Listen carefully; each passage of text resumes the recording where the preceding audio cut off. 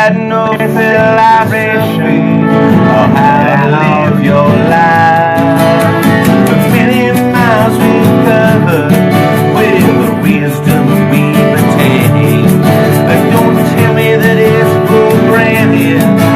Don't tell me it's in vain. And I'm not saying that I'll quit the game. And I'm not saying that it ain't insane. But I'm not saying you're anticipating. I'm just wondering if we stay the same. But what I'm not saying you're anticipating. I'm just wondering if we stay the same. I'm just wondering if we stay the same. Absolutely wonderful. Thank you. There we go. Dimos Papadimas, welcome back. How and are you? company. It's good to be Doing here. great. It's good to be Doing here. great. How about introducing everyone? Okay, well, my name is Dimos Papadimas. I'm singer-songwriter here, and let everybody introduce themselves. We got start with Dave Lynn over here. I'm Dave Lynn. Dave? Dave Lynn on acoustic guitar. Mostly electric. Mostly electric guitar. Okay, well, let's start this. My name is Dimos Papadimas. I'm a singer-songwriter, based here in Youngstown. I play guitar and harmonica and some bouzouki as well. We've got Ralph Rich over here, who's been playing drums. Been playing with me for 5 years at About this 5 point. years, yeah. I'll be doing the percussion in the studio today. Right. So he's got little egg shakers there. Shakers and some brushes. So. And then over here we have I'm Caitlin. Caitlin Hedge. I've been with them about a year with them, and it's great to be here. Thank you. Thank you. Thank you guys for coming. Yeah. You know what? I'm going to move. I want Guy. Guy, just also, if you don't mind, let me move this here. In the middle. Dave, can you move this? That'd be great. Okay, that'll be, yeah. That's good. Better? Yeah. Okay. Yeah, that's good. Guy. Guy DeSolfo. Yeah. I mean, we're happy to have Dimos and the Cleveland Symphony Orchestra here.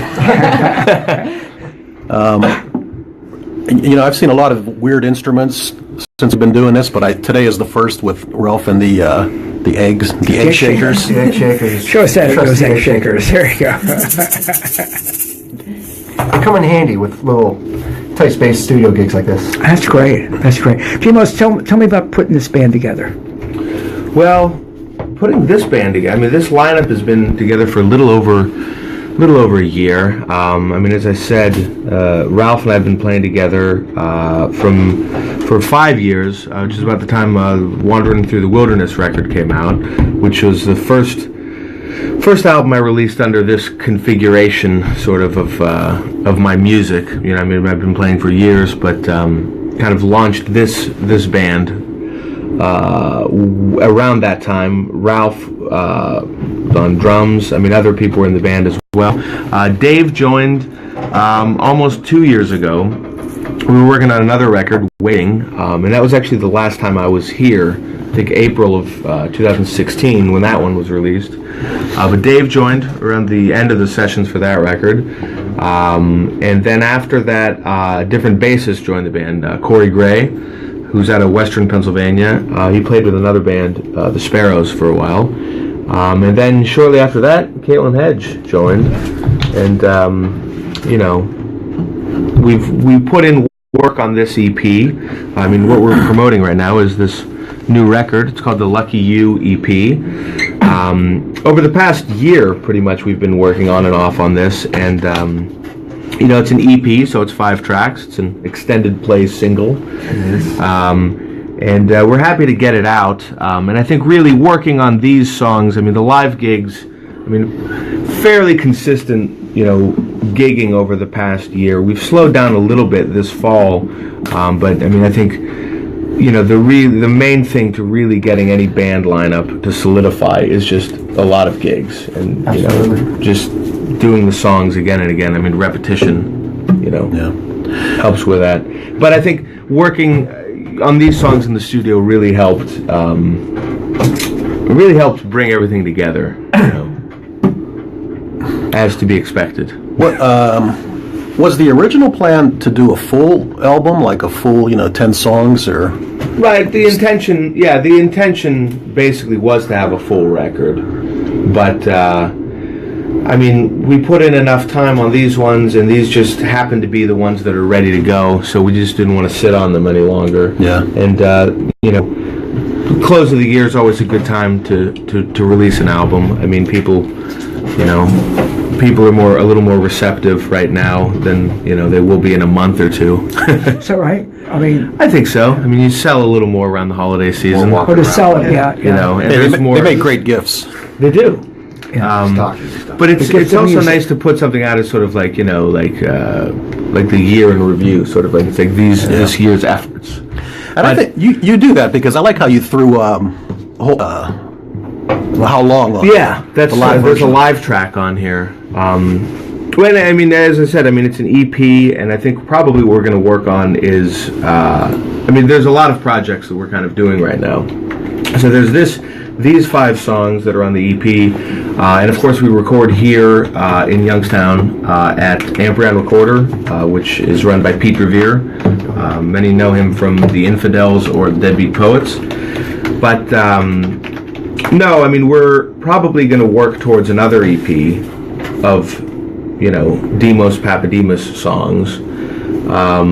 But in the meantime, there are a few other projects we're doing. I think we're going to start doing some Greek folk songs. We've been doing a little bit of that with the Bouzouki at the live sets. So I think we might do like a 5-track EP of old Greek folk songs. Samyotisa? Well, not exactly. Not quite that far back, right? The Samyotika is a little different. That's more. So what kind? Tell us. Well, it would be rebetiko music, which is sort of like the Greek blues. Okay. Well, what you're talking about is more island, like traditional songs. But anyway, Go ahead. we're digressing a little bit. But so anyway, but I think as you mentioned, one of them's a live track. We've had a lot of live shows recorded as well, so we may be doing a live release. And another project is with this independent label out of Pittsburgh, Get Hip. They're interested in having me do a stripped down kind of solo acoustic folk record. So there's a lot of projects. Get Hip. Kind of, I like that. Yeah, there's a lot of projects we're juggling, and we had these songs completed, so it was just like, okay, let's just put it out and get it to some radio stations and sell some copies and keep moving on. Not too many bands do live CDs. Like, it's pretty unheard of. That would be. Yeah, they don't. Locally. Right. Well, as I mentioned, Pete Revere, who has the studio where we record, he also runs sound at Cedars. Right. The local club here. So he has all the equipment, and he can record the live sets, and then we can sit through and pick apart and go through all that. It was interesting what we were talking about just 10 minutes ago about the upcoming Cedars show. These guys are playing at Cedars Friday. We are. Tell us. We are.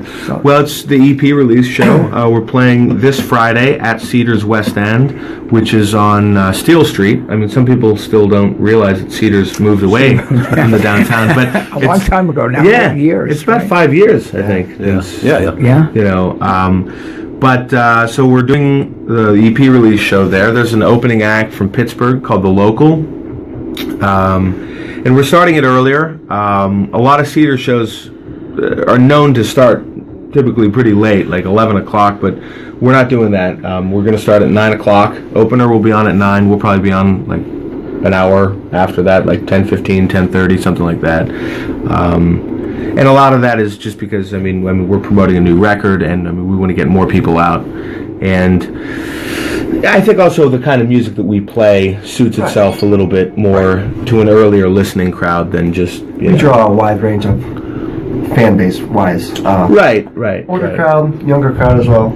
Yeah, that's new and it's interesting, and I think it works. To play earlier. When you guys play at places like Club Cafe, what are those shows like? When there's like an 8 o'clock show there. They do an early and a late show typically. Yeah. So the early show would be from like 7 to 9:30, and then the late show starts at like 10:30. It's like a listening show where you just want to sit and listen. And more so. Yeah, for sure. Yeah. Well, it's- And I think that that's the atmosphere we're going to try to cultivate on Friday's show. And it works. I mean, when you're a singer-songwriter, and when you're doing songs primarily based around lyrics, I mean that's You want people paying you want attention people is to listen, important, right? exactly. The lyrics are important. You want people to, Yeah. to listen to them, right? Yeah. How about another song? Yeah, sure. We can What are do you gonna Lucky play? You, Okay. which is the title track.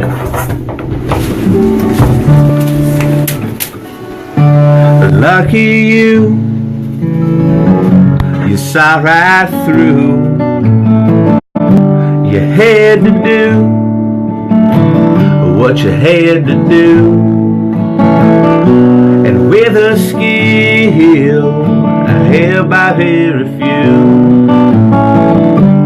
Lucky you, lucky you. Lucky you played it right. Came right on time, night after night. Against all odds, and with great insight. Lucky you, lucky you. And all your servants stand by for action. They give you attention you require, but none of them bring satisfaction. It's not the kind that you desire.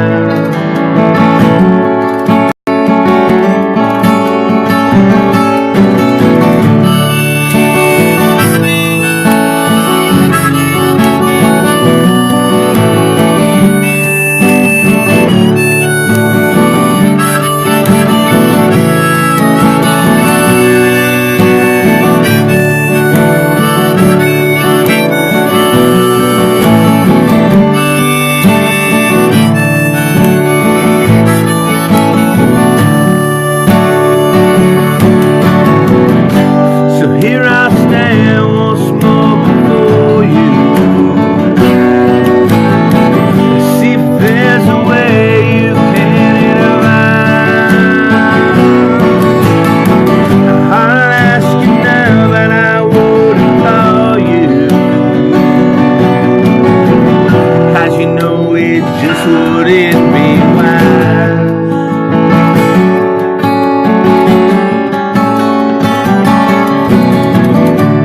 Lucky me, I guess I see that all that's past, it just has to be. It has to be, and I guess I'm free. Lucky me, lucky me. Lucky me, lucky me. Wonderful. Timos Papadimas. Guy DeStolfo co-hosting. And of course, Kendra doing wonderful video as always. All right. Very, very distinctive sound you guys have. Well, thank you. And I think I want to say that I believe Caitlin is in the Youngstown Symphony Orchestra. Did you play with the Symphony? Okay. You do. And many other Yeah, orchestras as well, right? I play with Greenville Symphony. Okay. Assistant concertmaster over there. We just had our Christmas concert, but this is. I grew up playing classical music and fiddle simultaneously, and I got to Youngstown. I went to YSU for my master's in classical violin, and then I found these guys, or they found me, or something. And it's awesome. I have so much fun with them, and it's kind of an outlet for me to get to play my fiddle stuff and improvise. And when you play with these guys, do you use that same violin? I do. Okay, so yes, I do. That plays both classical music and this is my multi-purpose instrument. Yes. It could be both a violin and a fiddle. Oh, Yeah. I know. You can't even tell them apart. It's actually it's a Baroque instrument, so it's from the 1700s. What? It's what? It's from the 1700s. Like not that particular one. This one. Wow. And it's got a really interesting mellow sound, which doesn't carry as a solo instrument a huge haul. But yeah. You're saying that particular thing in your hand Yes. is like Where did you 300 find that? Wow. How did you acquire that? A past teacher, actually, she had it, and she wanted someone to play it who would appreciate it. Wow. And it really works for both, I think. So, yeah. Wow, my goodness. Wow, that's incredible. That's It's a good old fiddle, yeah. I The guess. Stradivariuses have been gifted to talented musicians, despite the ownership of whoever owns that violin. So that's a tradition of gifting a very special instrument to a very special musician. You know, am I right about that? You are right. They are all the Stradivariuses are accounted for, and they Yeah. know whose hands they're in, and they're in musicians' hands. They're not in museums. Yes. If Yeah. only this was a Stradivarius. Did not know that. If only. Yeah, If only. that's you, It's If good it was a enough. Stradivarius, you wouldn't be here with it right now. Or would you be? You never know. why not? Why not? not? Yeah. We're worth it. We're worth a Stradivarius, right? I think they're worth it too. Yeah. I wasn't Yeah, thinking we're about all that. I was worth thinking of Dave, if only you had that Gibson Modern that they haven't been able to come up with yet to find. You ever hear the Modern, the Gibson? They made, I think in the 50s, or a guitar that they've got the patent pictures of it, but I don't think they've ever. Oh, never found So out. under somebody's bed is an electric guitar that's worth. I don't know. Amazing. Well, that's Millions of most dollars. Of these instruments were. I can assure you it's many not of under them mine. ended up I in can assure you it's not under mine. Well,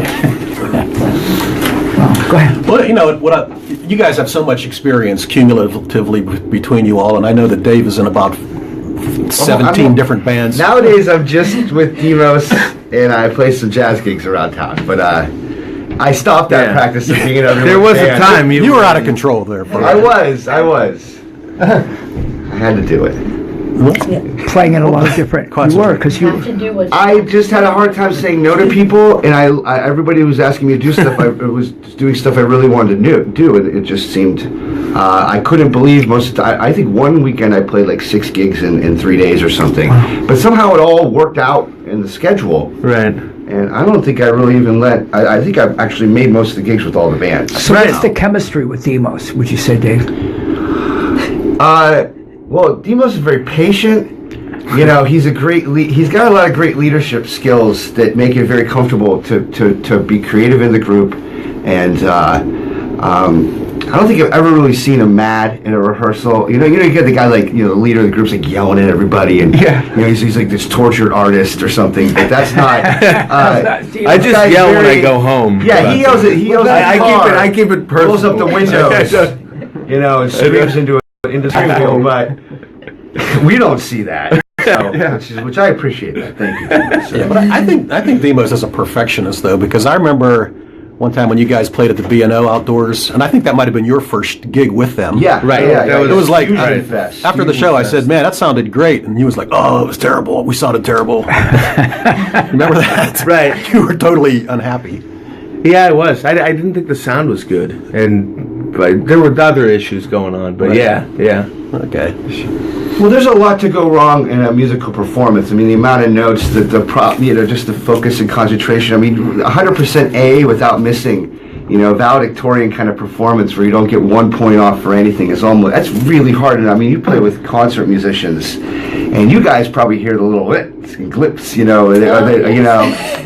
that's some of the highest level that you could pay for sometimes. And Nobody hears it in the audience. but see, we all feel it, so it's actually. I mean, this guy is a bit of a perfectionist, but in a healthy way. Like meaning, like he's perfectionist, but he doesn't perfectionist. I like brute that. us I like with the perfectionism. Yeah. He was always workable, but that is an anxiety that I think it's really hard. It's hard for us. It happened. The moment's over. You missed the note. That's it. Yeah. Right. You gotta somehow Go emotionally forward. deal with that. That's how music just works over time, and there's no way going back. A painting you could fix the next day. You can, Well, I mean, speaking of perfection, I mean, you can re-record songs, so there's that as well. Well, but a live And with live performance. But the nice thing about doing a record, I mean, the first song we played here is still the same. We did 3 versions of that song right. before it was right, and I mean, changing the tempo, and of course, I mean, when you're recording in the studio, unless you're doing live takes, it's a different process than just everybody walks into a room and plays the song and gets that magic take. But because you do everything separately, you do the drums and you track the guitars separately and vocals and all that. But at the same time, when you do the live recording, there's something just very raw about it that people appreciate. Oh, absolutely, and that's how a lot of other mistakes sometimes even. Right. Well, that's how they used to do it on old records. But even some of my earlier stuff was all done live in the room, like Wandering Through the Wilderness. Most of the songs on that. But on this record, we do have one live track, so you do get to hear that live energy. Speaking of that. Hey, quick question about the Greek songs that you were talking about. Yeah. Like what? We'll do one of those too. What? Yeah, please do. That'd be great. Yeah. The Bouzouki is here. Yeah. Right. But what? That could open up you to a whole new range of shows, like in specialty audiences and. Well, I want some ethnic fest action. Youngstown's become like the capital of ethnic fests in the summertime. Pretty much, yeah. Italian, Slovak, Greek, and I'd like us to be part of as many of those as we could be a part of. Yeah, and I think with the Bouzouki and the Greek, You'd fit Maybe in. It's my perfection that keeps me from doing that. Well, I think why is that, Timo? Why? Well, no, I think that I'm interested. I play a little Bouzouki. It's an element. I'm interested. I'm very interested in folk music and roots music. I'm Greek American, so I have the American side, and I want to bring the Greek flavor to that as well. But I'm a little hesitant to just jump right into doing Greek music because I think it works better as like a component of my own sound. Do you know what I mean? As opposed to just jumping in and doing it all. just marketing myself as sort of doing Greek folk music, or do you understand what I'm saying? Sure, yeah. And that's why I do want to work on some recordings and see kind of where that takes us. So what are you going to play? Tell us. This will be an old song written by Vasilis Titsanis. He was a Greek bouzouki player and songwriter. He died in the 80s. He wrote most of his songs 40s, 50s, 60s. So we'll do one of his songs.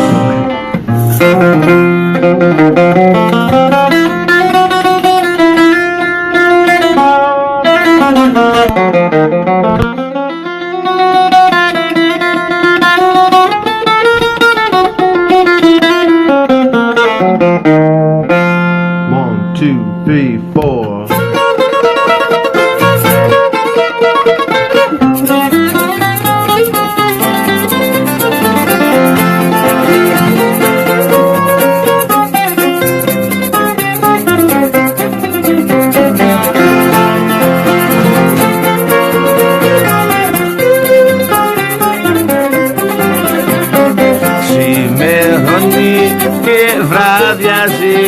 Πάντα στον ίδιο το σκοπό. Φέρτε μου να πιω το ακριβότερο πιωτό, εγώ πληρώνω τα μάτα που αγαπώ. Φέρτε μου να πιω το ακριβότερο πιωτό, εγώ πληρώνω τα μάτα που αγαπώ.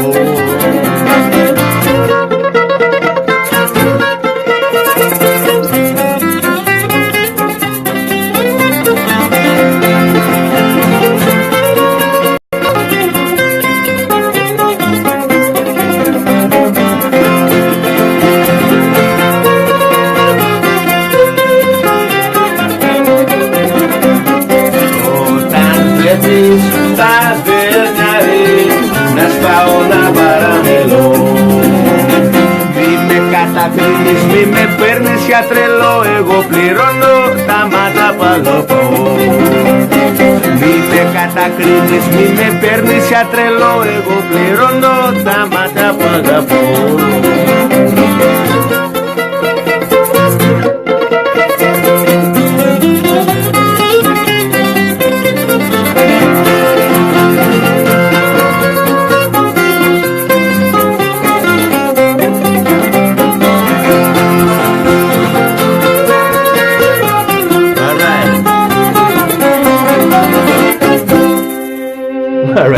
right. That's great. Thank you, That's thank great. you. What kind of response when you play, or when you're doing a gig and you play one of the Greek songs? What kind of people response? really respond to it. I mean, people.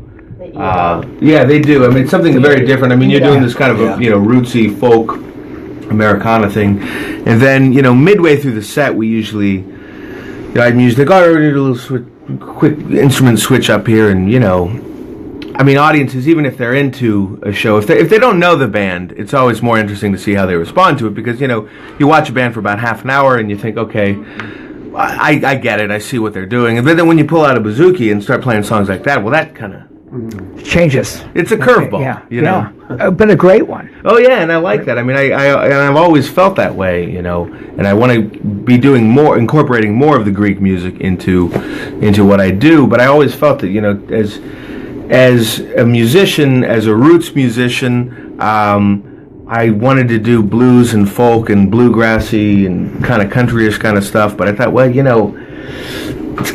got to do something a little more interesting and throw in some other influence there. You know what I mean? Right. Is the bouzouki a double-stringed instrument there? It is. It's four double strings, tuned C, F, A, D, and it's technically a lute.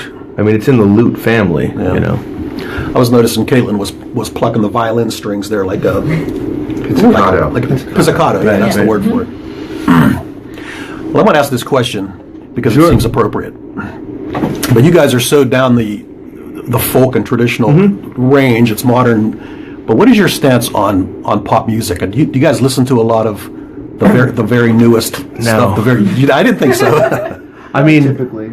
I'm listening. No, not really. like the whole world has gone so electronic, right? And you guys are like pulling out. There's two instruments here that are 500 years old, right? Literally. Well, this one isn't literally 500 years old. Well, this one is literally. Yeah, that one literally is from the Baroque era. Well, I would love to have an opportunity to experiment with, looping. I would love to have like an electronic instrument. Right now, I don't really have a need to. Yeah. Especially with more of the folk stuff that we've been doing. And I love the traditional and acoustic sound and all of the Irish stuff that I've done as well. And some people will take it that way, more of the electronic folk stuff. But. Did you play Irish music in a side project before this? Or? I did. I was in an Irish band for about 7 years. Okay. We did a lot of Irish and Scottish and bluegrass stuff. So that's kind of where my background. That's my background. That's right. Some of the fiddling. That's right. And I want to remind folks that Marie Nesbitt's going to be back on the show, I believe, next week, if not shortly after the first of the year. Sorry. Awesome. Go ahead. Yeah. She's wonderful. I get her. She Skypes in, and I've had a blast with her. Cool. Yeah. But this is a little different for me because I get to sort of experiment a little bit, and I love the folk tunes too. So it's awesome. Beautiful. You asked about pop music. I don't dislike it. My thing that I worry is that young people don't have instrumental heroes like they used to. It's a huge deal. There's no guitar hero. If you're 10 years old right now, who do you look up to? It's contemporary. I know from personal experience that if I had the distraction of a smartphone, when I was that age, I wouldn't have been able to practice. It would have been very difficult to do what I did. Because, to be good at an instrument, you have to isolate yourself, you have to do it over and over and over again. You have to be obsessed with, like doing something that doesn't seem important to anybody, but for, a long time. And then the modern day distractions lends itself to electronic music. It's like, boom, I just changed something. I feel like changing something. Boom, I just did it again. I don't discredit it. I think it has a place in the world because it is here. But we should be concerned that our kids do not embrace instrumentalism. If you looked at the lists of the top 50 albums of the year, I would say 50% of those albums are what I call laptop music. These guys admit that they do not know how to play an instrument, right? And they're creating songs by looking at a screen. Here I will put in percussion. Right. At the 45-second mark, I will add a drop or a beat or something like that. That's how they're making songs, and it's like it's. I don't understand any of that. It subtly glazes over how hard it is to make the loop that you're now controlling. Like, if you know what I mean, it's almost that shortcut of like, well, I don't have to actually know how to play the piano. I can just make the computer play this. Right. And I don't blame consumers for purchasing it because it sounds good to me too. But just as someone who loved the craft of making the noise with a real instrument, it seems odd. And I'm worried not for me, for us. We're going to love it till we die. Sure. I'm concerned about 10 and 12-year-old kids who are going to like get this thing and realize how hard it is to be good. Like, I'm not even good. I just get. I mean, I'm lucky people. Oh, come on. Like, no, but I mean, come on. No. But but it's very true. It's still something you have to work hard at. Even today, I can't just rest on my laurels. I have to. You have to even at best you have to maintain it. Well, you have to be active at all times. Right, and it's just. It's a craft. Plus, you played in so many different styles. Weren't you in like sound doctrine for a while? Yeah. Well, I mean, all different kinds of jazz. Whether it's jazz fusion, traditional jazz, I cover all those bases. But then, rock and roll is not a departure from that. It's just having more fun. Ralph is very accomplished too. I mean, people don't know this, but Ralph is a singer-songwriter of his own. I've heard your albums. And Thank you. I know he's been Appreciate it. Tell us about that. Teaching guitar too. He's a guitar teacher. Drum teacher. Drum teacher. Okay. Tell Probably about 6 or 7 years ago, I put out my own EP as well, acoustic EP, 6 songs. Sorry, I've had a bit of a cough lately. And that's how I kind of met Demos a little bit through like local music. We were doing some shows actually. We were doing some shows on the same bill, but I wasn't drumming.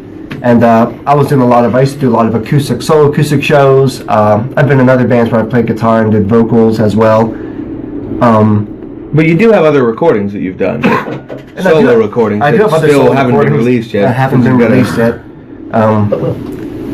But will. And but through kind of networking on the local music scene downtown, old places like Cedars, the Lemon Grove, Barley, stuff like that, probably about 5, 6, 7 years ago, I met Demos and I told him I play drums. So we decided to get together and jam one day. He came over with his guitar and we started kind of playing. Right. And I wasn't too familiar with folk drumming, just from listening to some of the old records, like some of the Dylan stuff, 50s, 60s music, stuff like that. But, I mean, most of the stuff especially even now, you're mostly playing brushes on the drums. I play brushes on probably 90% of the songs. It's a more subtle kind of drumming. It is. But you weren't really doing any of that before you started playing with it. No, I wasn't. Not at all. So I kind of learned on the job, as they say, and put a kind of a train beat behind it. Chicka, chicka, chicka, chicka. Yeah. Chug with it. Yeah, chugging along. And it seemed to fit. I enjoyed playing the songs. I think he always presents great material, and gives me the liberty to come up with my own parts. Yeah. So it all meshed. Yeah, and I think Pete Drevere from the studio also suggested that we play. Pete did, yes, yeah, because he found out I play drums. Yeah, and he kind of. I think Pete secretly puppet mastered a lot of it. And again, he kind of suggested that we play, even though Dave and I were friends and knew each other. And Corey Gray, our bassist. So Pete. Pete was responsible. Pete is the man behind the sound of many a band. He is Yoda. Yeah, he's the Oz. I just have to add real quick. The fiddle is really a melodic instrument, right? You don't see a lot of fiddle playing rhythm and that kind of stuff, but playing with these guys, letting them do their thing, and Dave has his great riffs and solos and old Demos lyrics. Yes. A lot of times I stand back and just hang out with the rhythm section, and it's taught me a lot about rhythm. So you're great. Thank you. Please. Thank you. That's very kind of you to say. It's wonderful that the camaraderie and the chemistry between the four. Yeah, it goes outside the band too. We all got together the last couple weekends later and just went out and just hung out. It's not. Me and Ralph have the same birthday. We had the same birthday. Born on December 8th. We were different years, but we share that. And I think everyone was out. Wow. Yeah, we really a little bit together. Happy birthday to both. Well, that's the thing. There is a camaraderie. Even though it's just nice. Demos Papadimas. The reason the band is just called Demos Papadimas is because, I started doing this on my own.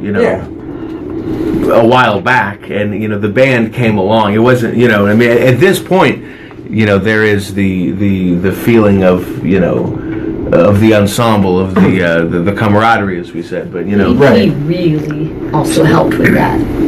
Yeah, I when we mean, recorded, in the studio. I felt like Right, we really right. started Yeah. this Yeah, job. yeah. So if you just all started today, what would you call the band? What would I still go with Demos Papadimas. I'm a firm believer in its marketing because Yeah. he really is he's the author of all these songs. We've tried we kicking around. collaborate about our parts, but Right. We've tried kicking around like Demos Papadimas and And something, some but we haven't shows, come up with anything. but nothing ever was good enough or clicked. So and it's fine, you know. Demos has been a local staple on the music scene for a while now. Yeah. And I think it sells. It's a good selling point as well.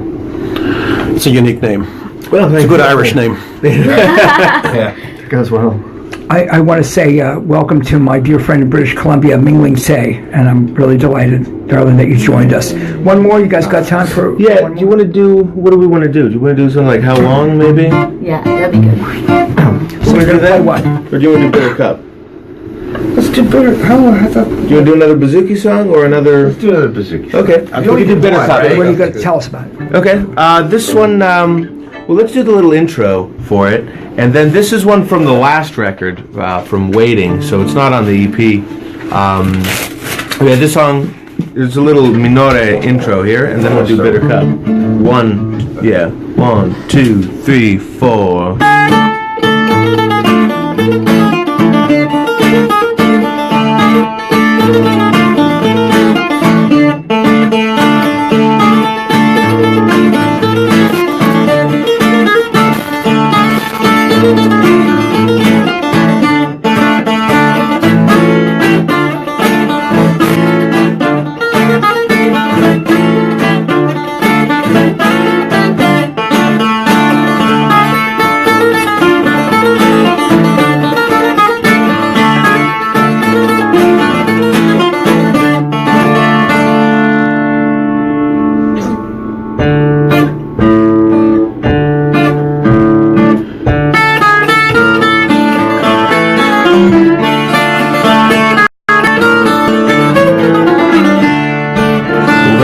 Been drinking from the bitter cup, but I could never ever drink it all up.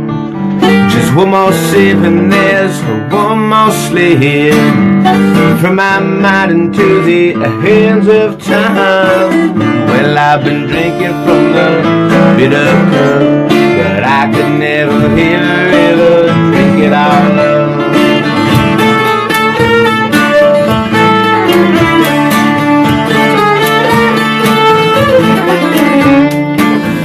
I was thinking maybe you'd be my love, but I just never exactly knew what the hell you made of.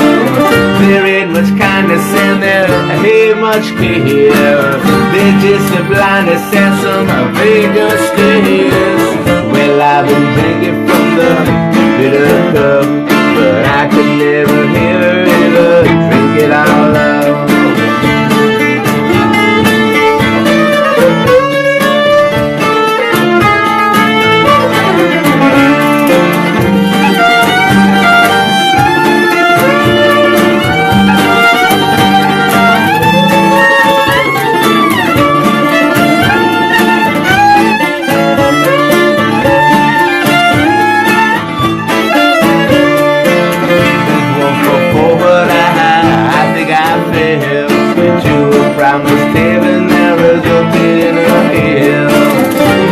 Fixations have been my maps, and my compulsions have served as trains. Well, I've been drinking from the bitter cup, but I can never ever drink it all up.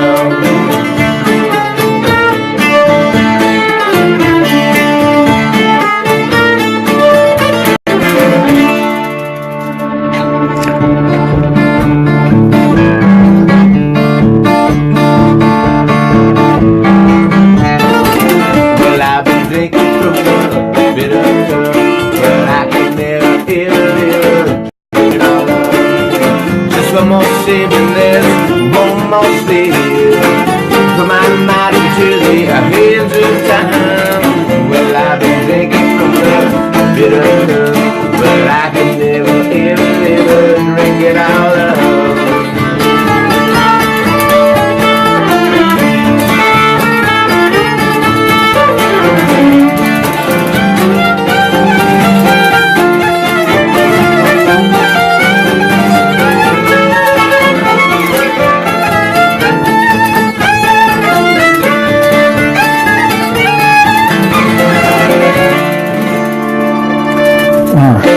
That's just great. That Thank was you. great. That's a lot of fun. Friday at Cedars. Yeah, tell Friday, us Cedars, one more 9 time. p.m. Thank you again, Louie. Tell us one more time. Okay. About the gig. Again, this is Demos Papadimas releasing a new EP, the Lucky You EP.